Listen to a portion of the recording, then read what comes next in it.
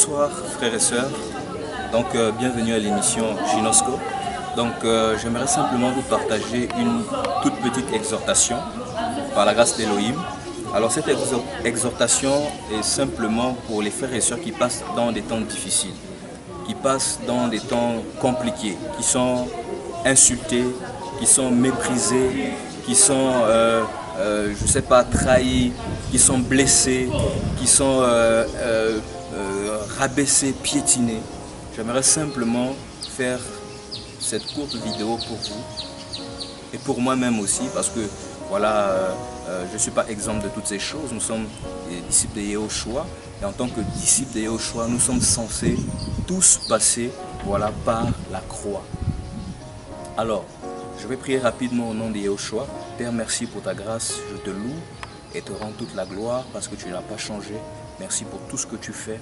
Père, je prie pour les frères et sœurs qui passent dans des temps difficiles, qui sont oppressés, qui sont acculés, qui sont blessés, qui sont, Seigneur, rejetés par leur famille, par les frères, par beaucoup de choses, Seigneur mon roi, par la vie de tous les jours. Nous voulons simplement, éternel mon roi, te dire merci. Merci pour les épreuves, merci pour les attaques, merci pour tout ce que tu permets, éternel, pour nous enseigner, pour nous briser, pour nous humilier, pour nous rabaisser, afin que ton nom soit pleinement glorifié. Au nom de Yehoshua de Nazareth, nous avons prié. Amen. Alors, j'aimerais donner cette courte exhortation parlant de la croix. Voilà. En effet, c'est quoi la croix? La croix vient d'un terme grec qu'on appelle stauros, voilà, qui nous parle simplement de la piété et qui nous parle également de tout ce qui est comme souffrance, tout ce qui est comme brisement, tout ce qui est comme humiliation. Voilà. Et non seulement il y a la souffrance, mais il y a également l'aspect de la piété. Et un passage qui m'encourage beaucoup, celui d'Ésaïe, Ésaïe 53. Voilà, nous allons prendre comment est-ce que Yehoshua s'est comporté lorsqu'il a vécu l'épreuve. Frères et sœurs, comment nous devons nous comporter lorsque nous vivons les épreuves? Si nous sommes attaqués, si nous sommes insultés, si nous sommes méprisés, si nous sommes accusés faussement, si on salit ton témoignage ici et là, comment est-ce que tu devrais effectivement te comporter? Alors c'est simple, ne faisons pas pareil. La Bible nous dit simplement, voilà, de surmonter le mal par le bien, parce que nous sommes disciples de Yehoshua. Voilà. Nous, en tant que disciples de Yehoshua, ne faisons pas le mal, ne rendons pas le mal pour le mal. Bénissons le Seigneur pour tous ceux qui nous font du mal. Prions pour ceux qui nous font du mal. Je sais que la parole nous enseigne. Prions pour ceux qui nous oppressent. Prions pour ceux-là qui nous méprisent. Prions pour ceux-là qui nous insultent. Prions simplement. Faisons comme Yehoshua, notre maître. Faisons comme Yehoshua, notre exemple par excellence. Alors je vais simplement lire un passage rapidement, Ésaïe 53, à partir du verset 1. La Bible nous dit ceci: qui a cru à notre prédication et à qui le bras de Yahweh a-t-il été révélé? Il est dit ici: toutefois il s'est élevé devant lui comme une jeune plante, comme un rejeton qui sort d'une terre desséchée. Il y avait qui sort d'une terre desséchée, voilà, au verset 2 toujours. Il y avait en lui ni beauté ni splendeur, quand nous le regardions, ni apparence qui nous le fasse désirer. Verset 3. Il était le méprisé et le rejeté des hommes, homme de douleur et sachant ce qu'est la maladie. Et nous avons comme caché nos visages devant lui, tant il était méprisé, et nous l'avons pas estimé. Alors, ici, regardez ce que la parole dit. Il était le méprisé et le rejeté des hommes. Bien-aimé, si tu es méprisé et si tu es rejeté par les hommes, ne sois pas triste. C'est vrai que ça produit en nous, la croix, le brisement, produit en nous un aspect, voilà, de tristesse, de souffrance, de pleurs, de gémissements, méprisé par les hommes, méprisé par les gens que nous aimons, même insulté, abandonné, critiqué, sali par les gens que nous aimons même. Et J'aimerais en toute humilité, en toute simplicité, encourager les frères et sœurs qui passent dans des temps difficiles. Parce que côtoyer les hommes, ce n'est pas chose facile. Côtoyer les hommes, ce n'est pas chose facile. Les hommes peuvent nous trahir, les hommes peuvent nous blesser, les hommes peuvent nous abandonner, les hommes peuvent être utilisés par l'ennemi sans le savoir, insidieusement. L'ennemi peut les pousser à te calomnier, à te tuer par la langue, comme on a dit à Jérémie. Vous voyez, c'est écrit « tuons-le avec la langue ». Et beaucoup de gens peuvent souffrir de ça dans des familles, beaucoup de gens peuvent souffrir de ça dans des foyers, beaucoup de gens peuvent souffrir de ça dans des assemblées. Mais laisse-moi te dire, frères et sœurs, bien-aimés, de ne pas rentrer dans ça. Paul a dit, dans la bonne et dans la mauvaise réputation, il a prêché l'évangile. Dans la bonne réputation, c'est par rapport à ceux qui connaissent son témoignage, qui ont connu le témoignage de Paul, qui savent qui est réellement Paul ou Paulos. Et on se rend compte également que Paul dit, dans la mauvaise réputation aussi, il a continué à prêcher. C'est-à-dire qu'il y a des gens, d'accord, malgré le fait qu'ils voyaient la vie de Paul, d'accord, ils ont simplement continué à le mépriser, à l'insulter, à le traiter de tous les noms, de Belzébul, comme on a fait à notre maître, Yehoshua. Mais ça n'a pas empêché à Paul de continuer, d'accord, c'est que le Seigneur lui avait confié comme tâche. Nous sommes des voyageurs et pèlerins sur la terre. Ne regardons pas tout ce qu'il y a autour, calomnie, insultes, toutes ces choses, mépris, abandon des hommes, bénissons le Seigneur. Si Elohim nous a réellement appelés, c'est Elohim qui va nous justifier. Alors, qu'est-ce que la parole nous dit? Il était méprisé, rejeté des hommes. Notre maître, Yehoshua, a été méprisé, rejeté des hommes. Les hommes ne voulaient même pas le sentir. Et la parole nous dit quoi ici? Homme de douleur et sachant ce que c'est la maladie. Donc il a subi la douleur à cause du mépris, à cause du rejet que les hommes lui ont fait. En aucun moment le maître, d'accord, n'a réagi. On dit par la suite, homme de douleur sachant ce que c'est la maladie, et nous avons comme caché nos visages devant lui, tant il était méprisé, et nous ne l'avons pas estimé. Donc, même si tu n'es pas estimé des hommes, bénis le Seigneur. Tu es méprisé des hommes, bénis le Seigneur. Tu es insulté par les hommes, bénis le Seigneur. On prend tes erreurs du passé, on a mis ça dans un tiroir, on les ressort comme pour calomnier ton nom, comme pour t'insulter, comme pour te mépriser.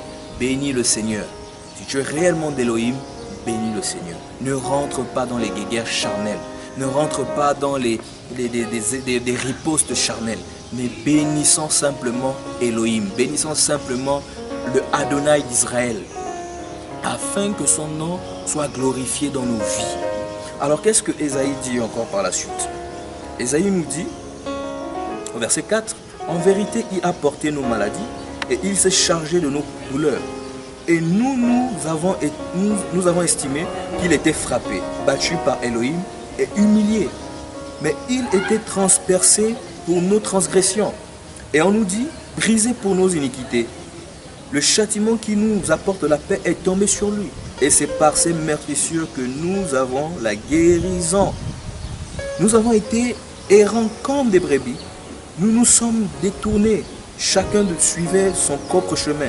Et Yahweh a fait venir sur lui l'iniquité de nous tous.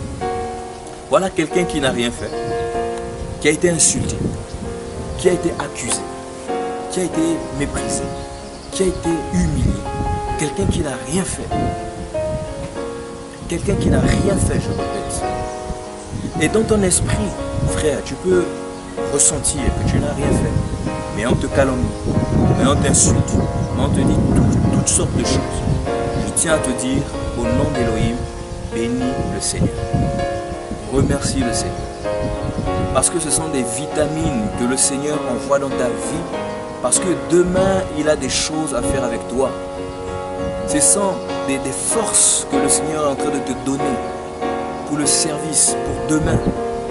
Sois encouragé au nom de Yehoshua. Sois encouragé au nom de Yehoshua.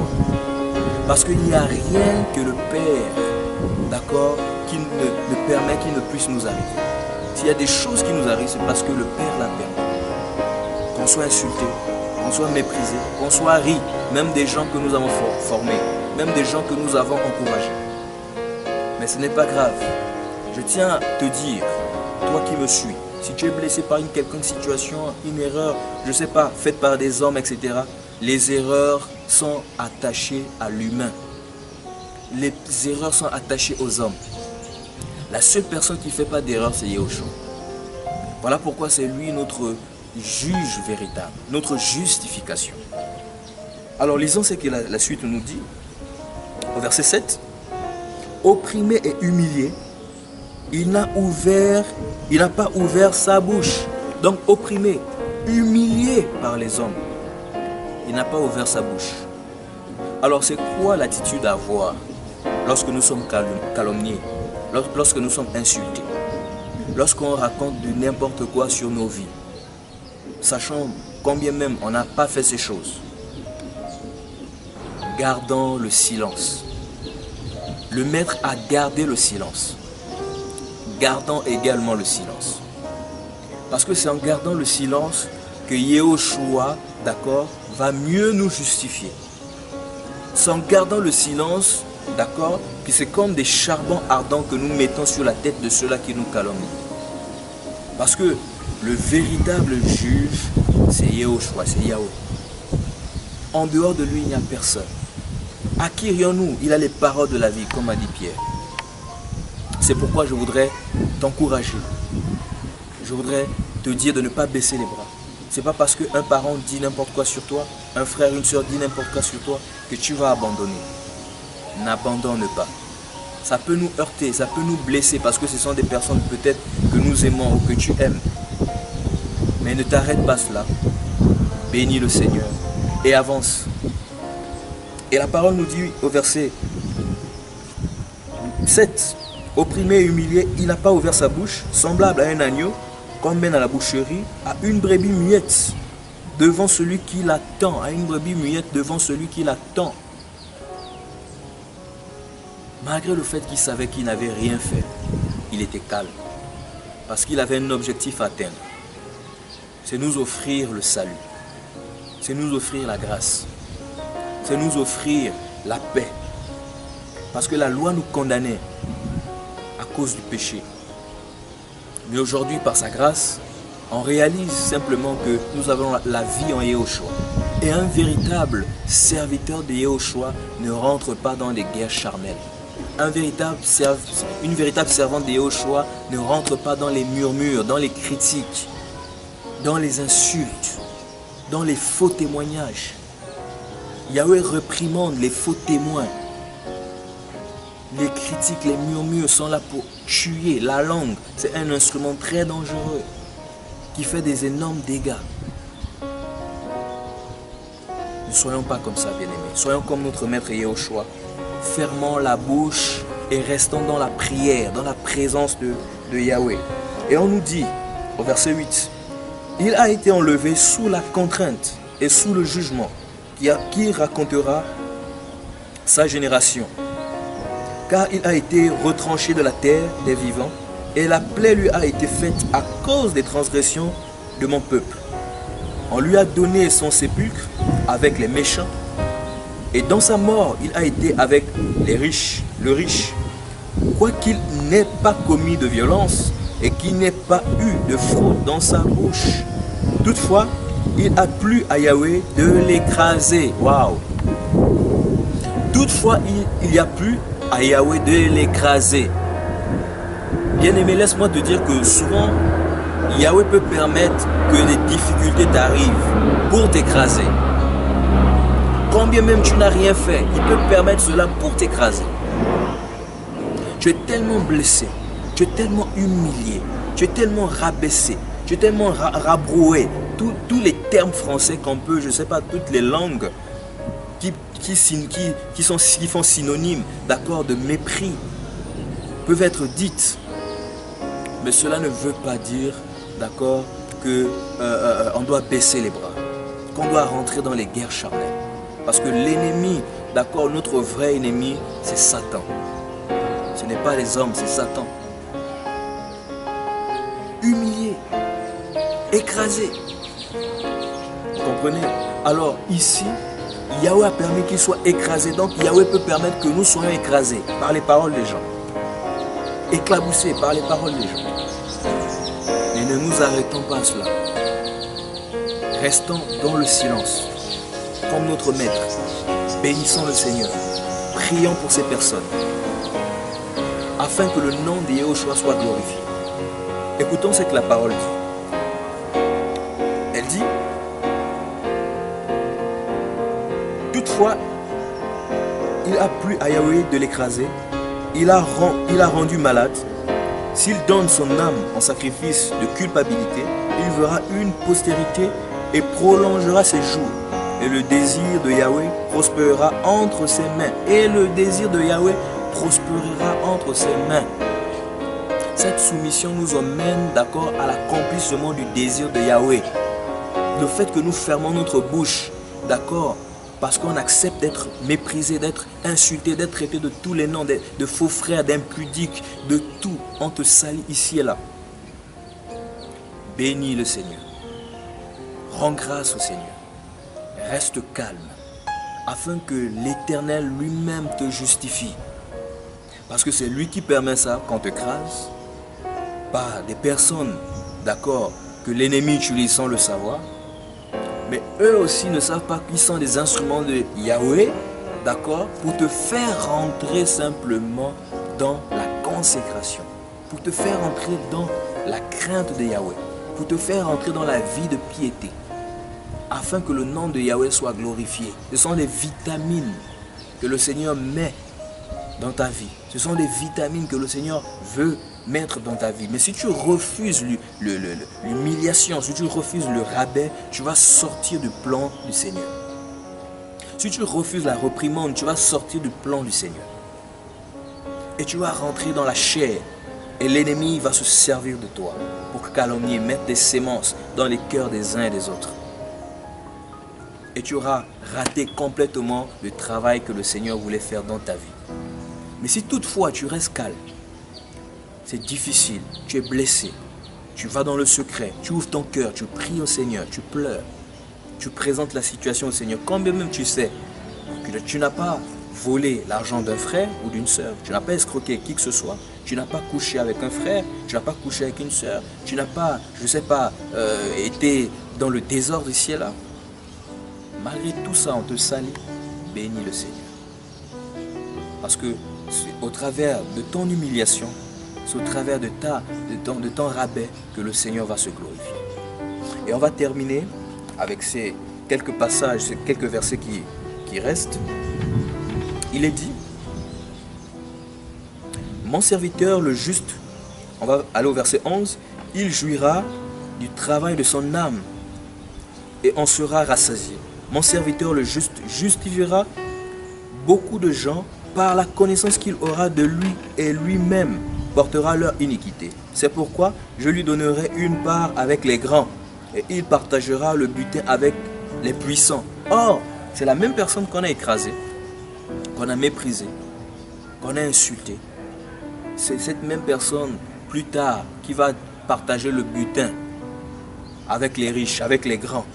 Il va s'asseoir avec les grands. La Bible dit que l'humilité précède la gloire. L'humilité dans la sincérité, l'humilité dans la vérité, ça précède la gloire. Et cette courte exhortation que je veux faire pour encourager un frère, pour encourager une sœur, c'est simplement, d'accord, pour que nous comprenions le message du Seigneur. Dans ce temps de la fin, nous nous justifions beaucoup. Nous nous lamentons beaucoup. Nous voulons être entourés des gens. Même si tu es seul, ça ne veut pas dire que tu ne fais pas partie du corps. Tu fais partie du corps. Même si tout le monde t'a abandonné, si tu crains sincèrement le Seigneur, tu fais partie du corps. Et pour terminer, il est dit, au verset 12, c'est pourquoi je lui donnerai une part avec les grands et il partagera le butin avec les puissants parce qu'il a livré son âme à la mort et qu'il a été mis au rang des transgresseurs parce qu'il a porté lui-même les péchés de beaucoup et qu'il a intercédé pour les transgresseurs. Waouh, c'est magnifique. Il n'a rien fait. On l'a méprisé, on l'a écrasé, on l'a insulté, on l'a frappé, on l'a tout fait. Parce que Yahweh avait permis qu'il soit écrasé. Parce que Yahweh avait un plan bien précis. La Bible nous dit qu'il n'a pas réagi, il a fermé la bouche. Il est resté dans le secret. On l'a tout fait. Il n'a pas réagi. Reste dans le secret. Ne réagis pas, ne fais rien. Reste dans le secret. Prie Elohim, le véritable juste, le véritable juge. Et il va te justifier. Il va simplement te justifier. Et il dit, malgré ça, il a prié pour les transgresseurs. Pour ces transgresseurs, il a intercédé. Pour tous ceux qui l'ont frappé. Apprenons à prier pour tous ceux qui nous insultent. Apprenons à prier pour tous ceux qui nous méprisent. Apprenons à prier pour tous ceux qui donnent un faux témoignage de nous, pour nous salir. Apprenons à prier pour eux. Car ce sont des charbons ardents qui sont posés sur leur tête, sans le savoir. Bien-aimé, je voudrais t'encourager au nom de Yahushua à rester calme, à ne pas te prendre la tête avec tout ce qui est dit ici et là par rapport à toi, sachant que tu n'as rien fait. Bénis le Seigneur et bénis ceux qui le font. Prie pour eux, crie au Seigneur pour eux, afin que le Seigneur Yahushua Mashiach rende des comptes, justifie, afin que son nom soit glorifié. Beaucoup qui veulent servir le Seigneur, qui veulent, peu importe, même si on n'a pas des appels, on n'a pas, je dirais pas des appels, autant pour moi, je dirais pas, comment on va appeler ça, même si on n'a pas des ministères reconnus, c'est pas ça qui est important. Ce qui est important, c'est que nous sommes ou que nous soyons avec le Seigneur.